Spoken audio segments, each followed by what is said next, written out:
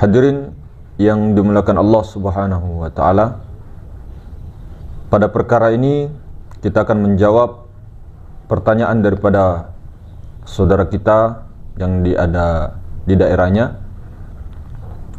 tentang beliau bercerita bahwa di daerahnya ini masih saja terjadi khilafiyah besar-besaran. Kemudian daripada khilafiyah ini membuat satu jamaahnya sendiri atau persaudaraannya sendiri terpecah. Jadi perlu kita inikan, memang khilafiyah, perbedaan pendapat itu ketika orang sudah duduk di dalam peleburan, itu sebenarnya adalah rahmat. Perbedaan pendapat itu adalah rahmat. Dan semakin akhir zaman, semakin lama semakin banyak khilafiyah. Itu sudah sunnatullah. Jadi kita tidak perlu memaksakan orang-orang untuk ikut pendapat yang kita yakini. Tidak perlu. Karena nanti kita sendiri yang pusing. Kita sendiri yang merasa bagaimana caranya saya bisa satukan hati saya dengan teman saya lagi dan sebagainya. Kalau kerisauan boleh-boleh saja. Namun ketika keinginan itu dan sunnatullah yang ada pada azali sudah dirancang oleh Allah Subhanahu wa taala bahwa semakin akhir zaman maka semakin banyak khilafiyah. Cuma nanti ketika wakil-wakil daripada Rasulullah SAW atau pewaris-pewaris Rasulullah, utusan terakhir secara hakikat, yaitu Al-Imam Al-Mahdi, beliau itulah yang akan menyatukan semua pendapat-pendapat khilafiyah dijatuhkan jadi satu, disatukan satu, ketunggalan, sehingga beliau itulah yang akan membawa zaman keemasan. Jadi semua kita tahu ya, hakikat orang-orang yang diberi petunjuk adalah Mahdi secara hakikat. Namun yang kita inikan secara kenyataan, syariat itu kenyataan. Secara kenyataannya, imamnya, pemimpinnya bagi para Mahdiin itu ada sosoknya, jelas itu. Maka hadirin semoga Allah Subhanahu wa taala, kita kembali lagi tentang perbedaan tadi. Beliau risau, saya harus di mana? Teman saya mengatakan Nur Muhammad itu qadim, yang satu teman saya mengatakan Nur Muhammad itu muhaddas. Oke. Jadi kita akan menjawab pertanyaan itu dengan martabat 7. Karena di martabat 7 ini sangat lengkap dan sudah sangat jelas kedudukan masing-masing. Sebenarnya dari segi mana kita memandang, dan Nur Muhammad ini sangat pelit. Allahumma shalli ala sayyidina Muhammad. Kenapa? Karena istilah-istilah Nur Muhammad ini memang dikaitkan dengan kedudukan. Seperti kalau di jalur tarekat kita, Nur Muhammad itu ada 4. Ada Muhammad awal, Muhammad akhir, Muhammad batin, Muhammad zahir. Nah, disinilah kita akan bahas tentang Nur Muhammad. Kita mengetahui di kunhizat itu tidak ada yang bisa menggapainya, bahkan para nabi, para rasul. Jadi kunhizat itu tidak perlu dicari, tidak perlu dikenal-kenal dan sebagainya, karena kunhizat itu telah laisa kepada martabat ahadiyah.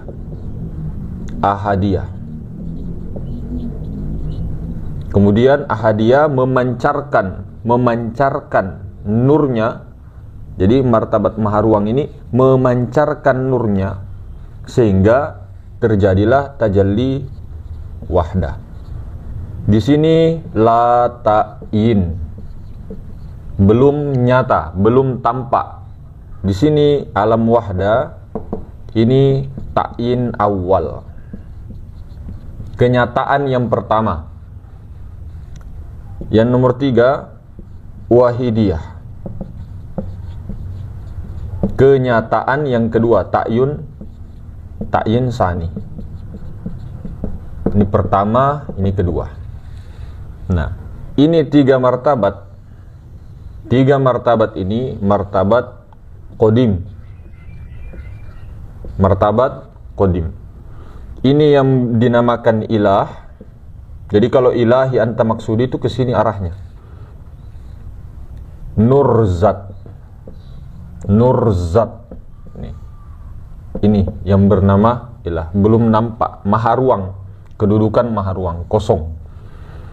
Nah, yang sebenar-benarnya Allah Ta'ala itu dibalik kosong ketika diam sediam-diamnya di maha ruang. Puncaknya di sini maha ruang. Tauhiduz zat. Nah, ini dinamakan juga Muhammad awal. Muhammad awal. Oh, kamu menuhankan Muhammad, Mas? Tidak. Begini. Ini istilah, hadirin. Yang sebenar-benarnya Allah, yang sebenar-benarnya Allah Ta'ala itu dibalik kosong itu. Tidak bisa dicapai, bahkan para nabi, para rasul. Jadi tauhid yang paling tertinggi sampai tauhiduz zat saja. Kemudian alam wahda ini zat sifat. Bisa disebutkan sifat. Zat sifat. Ahmad. Muhammad akhir. Nah, jadi Ahmad inilah Muhammad akhir. Kemudian yang ketiga, wahidiyah ta'yin sani. Ketentuan yang kedua, ini zat sifat asma. Kita singkat asma. Nah, asma ini termasuk qadim karena asma ini kenyataan sifat. Jadi asma seperti 99 asmaul husna itu sebenarnya sifat Allah itu. Jadi qadim. Martabatnya qadim. Jadi ini juga bernama Muhammad. Namun Muhammad batin. Jadi masih batin, belum berbentuk jirim, jisim, belum ada alam semesta di sini. Belum ada. Kemudian martabat keempat ini martabat arwah atau malakut. Nah, di sini dari Nur Muhammad ini, nah ini juga bisa disebutkan tiga martabat ini. Tiga martabat ini adalah nur ilahi. Tidak lain daripada nur ilahi karena nurnya Allah. Ini nih yang tiga martabat ini. Jadi ini yang dinamakan Allah. Yang qadim ini. Inilah martabat Tuhan yang tiga ini. Jadi awal makhluk itu dari ruh Nabi Muhammad. Ruh Nabi kita Muhammad sallallahu alaihi wasallam. Memang ruh Nabi yang pertama. Dari mana? Dari mana ruhnya Nabi Muhammad? Dari Allah. Mukmin sekalian daripadaku dan aku ini dari Allah. Nah, ini yang dimaksud. Martabat Tuhan dari Tuhan. Dari nur Tuhan. Martabat qadim. Jadi yang muhaddas itu ini. Martabat 4 muhaddas. Sampai martabat 5 misal muhaddas, martabat 6 ajsam muhaddas, martabat ke-7 insan muhaddas, insan kamil nih. Nah, keempat martabat ini martabat muhaddas, martabat makhluk baharu. Jadi Nur Muhammad ini yang zohir, Nur Muhammad zohir, ada tadi Muhammad awal, Muhammad akhir, Muhammad batin. Muhammad zohir, martabat af'al, atau untuk lebih hati-hatinya mazhar kenyataan af'al Allah, mazhar kenyataan bayangan daripada bayangan Allah. Di sini dari Nur Muhammad yang batin, bernyata ruhnya Nabi kita Muhammad. Dari ruhnya Nabi kita Muhammad terjadilah kolam, aras, kursi, lauh mahfud dan sebagainya, alam semesta dan sebagainya terjadi, aras, kursi dan sebagainya, surga neraka dari ruhnya Nabi Muhammad. Kemudian ruhnya para nabi, para rasul semua dari ruhnya Nabi Muhammad. Dari ruhnya Nabi Muhammad ini disebut Nur Muhammad yang zohir, awalu makhluk. Awal makhluk itu muhaddats.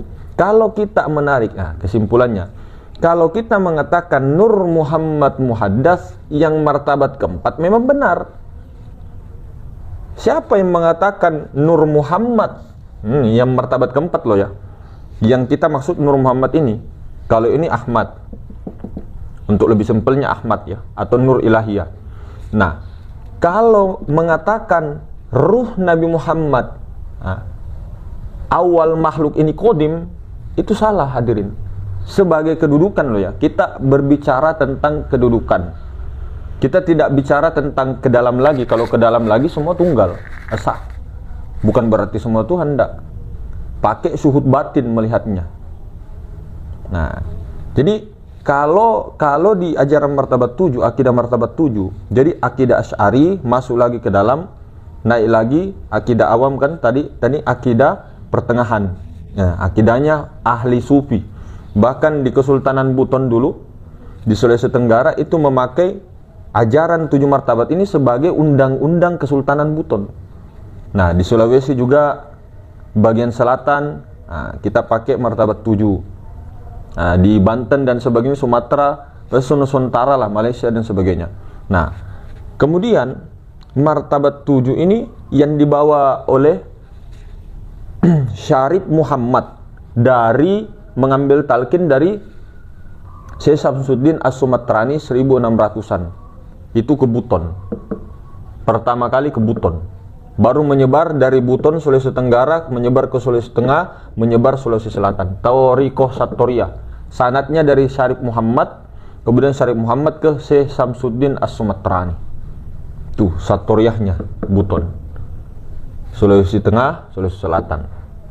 Kalau jalur Thariqah Satoriyah yang di Asingkil, Syekh Abdul Rahab Asingkil, itu dari Syekh Abdul Muhyi Pamijahan, menyebarlah ke Kesultanan Cirebon, Kesultanan Banten dan sebagainya. Jadi seperti itu ya. Memang semua dari 7 martabat, namun kedudukannya pasti beda-beda lah, paham-paham masing-masing. Nah, kita kembali lagi, kalau kita menunjuk awal makhluk, yang hadis Sayyidina Jabir mengatakan awalu makhluk itu qadim, itu memang salah secara kedudukan. Namun kalau yang dimaksud Ahmad atau Nurullah yang 3 martabat di atas ini, martabat qadim, ini bukan makhluk. Ahmad itu bukan muhaddas, itu qadim. Namun biasanya untuk menyingkatkan, Nur Muhammad yang maksudnya ini wahdah atau Ahmad, kadang juga dikatakan Nur Muhammad. Di sini juga kadang dikatakan Nur Muhammad yang zohir. Kenapa awal makhluk muhaddas? Karena ini masuk martabat muhaddas. Di martabat 7 ini, martabat 4 sampai 7 itu muhaddas. Yang 1 sampai 3 itu martabat qadim. Kenapa? Karena dari ruh Nabi Muhammad inilah terjadi alam semesta. Kasarannya dari sini. Kemudian dari ruh itu tadi, ruhnya Nabi Muhammad terjadi ruh para nabi, para makhluk semuanya. Kemudian pindah ke alam Bapa. Ruh ini tadi, ruh ruhani ini tadi menjadi air mani nantinya kalau di sini. Jadi pertama di ubun-ubun Bapa, kemudian nanti menjadi air mani masuk ke rahim, menjadi segala macam sampai segumpal darah dan sebagainya, sehingga menjadi jasad. Yang menjadi jasad itu ya ini. Yang ditiupkan ya, yang ini. Yang ditiupkan itu bukan ditiup begini, dipancarkan, pancaran, diaktifkan, bukan Allah meniup. Dipancarkan kemudian masuklah ke ubun-ubun sampai ke bawah. Nah, seperti itu. Jadi yang Nur Muhammad martabat keempat sampai 7 itu jelas muhaddas, yang berbentuk jirim, jisim, alam semesta itu. Karena alam semesta ini disebut juga Nur Muhammad. Itu muhaddas. Batan tubuh ini semua muhaddas semua. Ini kita bicara secara ini ya, secara kedudukannya. Memang kalau dipandangi secara kedudukan harus ada ini. Muhaddas, ada qadim. Namun ketika orang sudah melebur semuanya, tidak dilihat lagi selain daripada Allah, semuanya hilang, alam semesta hilang. Maksudnya hilang itu bukan dibayang-bayangkan hilang, betul-betul meleburkan sehingga mengatakan la ilaha illallah. Ketika mengatakan la mawjud illallah, tidak ada lagi dirinya, tidak ada lagi alam semesta, tidak ada lagi sesuatu apapun kecuali Allah yang bukan sesuatu.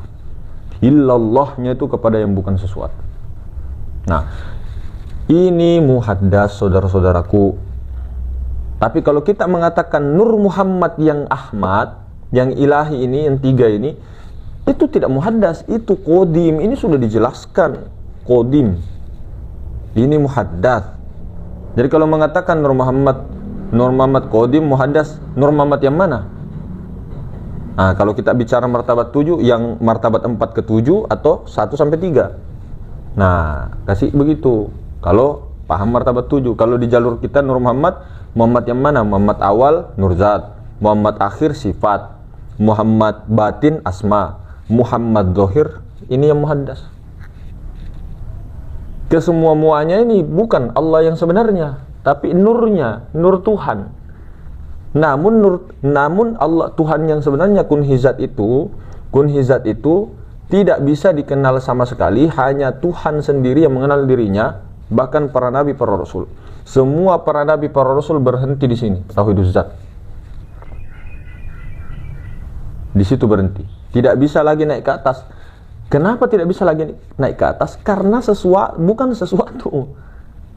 Tidak bisa dibahas lagi. Jadi hukumnya di sini ketika sudah melebur dari perjalanan-perjalanan yang ada, itu sampai sini innalillahnya tidak bisa lagi disebut, tidak ada lagi perasaan-perasaan, tidak ada lagi dipikir-pikir, tidak ada lagi diam sediam-diamnya, mekok semekok-mekokna, itulah yang sebenarnya kalau sudah mekok, kalau sudah diam. Tapi kalau masih di mana ya, mencari-cari di atasnya maha ruang, gila. Di atasnya maha ruang apa itu ya? Gila, tafakkaru fi khalqillah wala tafakkaru fi zatillah. Jangan pikirkan tentang, sedangkan zat yang laisa ini saja tidak bisa dipikirkan, apalagi yang kunhizat itu. Sudah sampai sini, sudah nyata kunhizat, sudah ada kunhizat di la ta'yin, kemudian ta'yin awal, ta'yin sani. Mazharnya ini, berkat inilah, yang qadim inilah, ada ini, bayangan tapi. Nah, yang qadim tuh ini, yang tiga, yang muhaddas tuh ini. Nah, jadi mungkin begitu hadirin sekalian, mudah-mudahan diberikan kepahaman oleh Allah Subhanahu wa taala kita semua. Untuk semuanya, assalamualaikum warahmatullahi wabarakatuh.